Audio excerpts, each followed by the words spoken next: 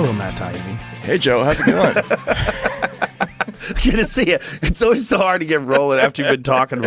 I mean, I'm always excited to see you. So we're just blabbing, and now we're rolling.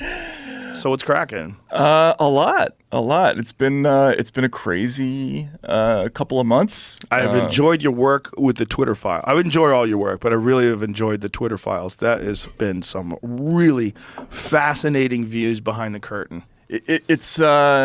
It's been one of the weirder, more surreal experiences of my life because, you know, as a reporter, you're always kind of banging away to try to get one little piece of reality, right? Like you might make 30 or 40 phone calls to get one sentence.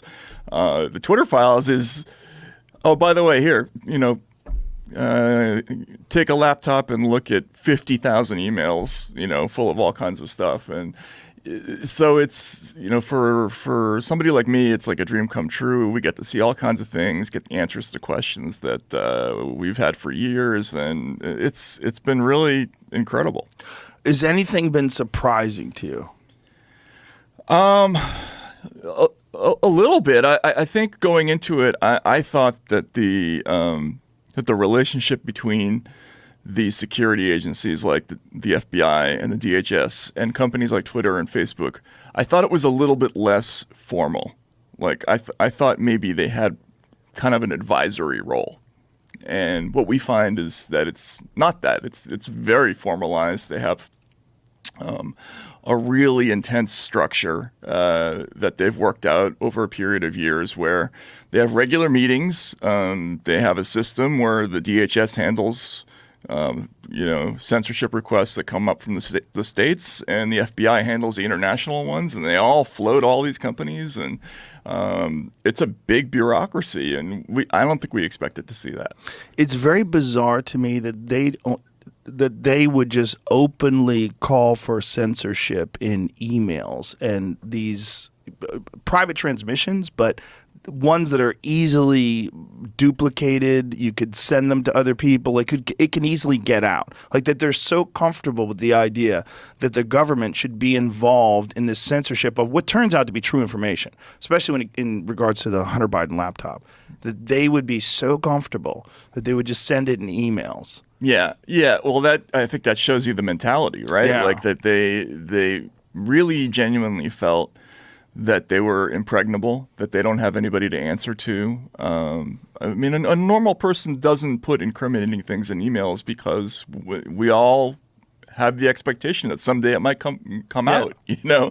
But these folks didn't act that way. I mean, you see, I was especially shocked by an email from a staffer for Adam Schiff, the congressperson, the California congressman. And they're just outright saying, we would like you to suspend the accounts of this journalist and anybody who retweets information about this committee. You know, I mean, this is a member of Congress, right? Most of these people have legal backgrounds. They've got lawyers in the office for sure. And this is the House Intelligence Committee. You would think they would have better operational security. Another moment that was shocking to me. There's an email from an FBI agent named Elvis Chan in San Francisco to Twitter, and they're setting up this signal group, which is going to include all the top sort of censorship executives at all the big companies. And it's a Word document that has all the phone numbers of all these important executives. And the email the subject line reads, phone numbers, right? And then the Word doc is just called secret phone numbers, right? And I'm thinking, this is how they taught you to do it at Quantico? Really? You know? I mean, even a journalist can't miss that. You know what I'm saying? Like, call it something else. You know, I don't know. That part of it was amazing. So strange. It's so strange to get such a peak. Because I don't think anybody ever anticipated that something like this would happen, where Twitter would get sold to an eccentric billionaire who's intent on letting all the information get released. Yeah, I mean, I think Elon Musk essentially he spent $44 billion to become a whistleblower of his own company. Yeah. And I mean, I don't really fully know his motives in doing that. I think he's got a pretty developed sense of humor, though. Yes. And that comes through. I think he gets a kick out of seeing all this stuff come out on Twitter, which used to be the kind of the private stomping ground of all of these whiny journalists. And now here is all this information that is just horrifying to all of them. I mean, $44 billion is a lot to spend on that thrill, but I'm glad he did. Well, he truly believes that censored social media is a threat to democracy. He really believes that. Absolutely. Yeah. And I believe it too. Yeah. I just don't have $44 billion. Right. And even if I did, I'd be like, I don't want that heat. Right. Yeah. I don't think that's what I would spend it on, but no, he believes that. I think he also believes that the credibility of these companies can only be restored by telling people what they talk about in private, or what they have been talking about, with the government and that sort of thing. Yeah. So he might be right about that. We'll see, I guess. I think he is. I mean, it's going to be interesting. It's going to be interesting to see how this plays out. There's an amazing amount of resistance against him. And, there's just the publicity campaign against him has been fascinating to watch. People go from thinking that Elon Musk is the savior that's bringing us these amazing electric cars and engineering new reusable rockets to he's an alt-right piece of shit who wants Donald Trump back in the office. And it's very wild.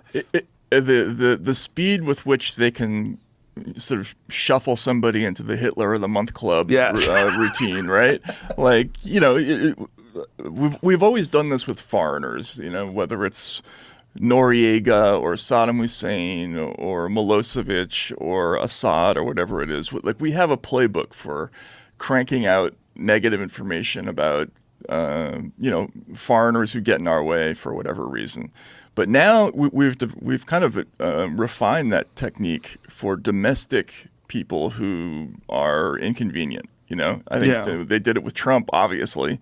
They try to do it with Tucker Carlson, with you. I mean, you got a taste of that for a few times. Yeah, it's interesting, right? And then with Elon, he went from being the guy who made electric cars sexy to something to the right of Viktor Orban in 10 seconds. It's amazing. It is amazing, and the narrative has spread through progressive people.